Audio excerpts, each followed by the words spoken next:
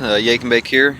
I was riding my CB to work this morning, and I was booking ass down the highway full tuck, and fucking bird came out of nowhere and cracked me right in the face. Luckily, I had my visor down, of course, but it's fucking nasty. Not only are there feathers stuck all up in this shit, but there's like little meaty chunks. Oh, it's so fucking gross. Oh, that's nasty.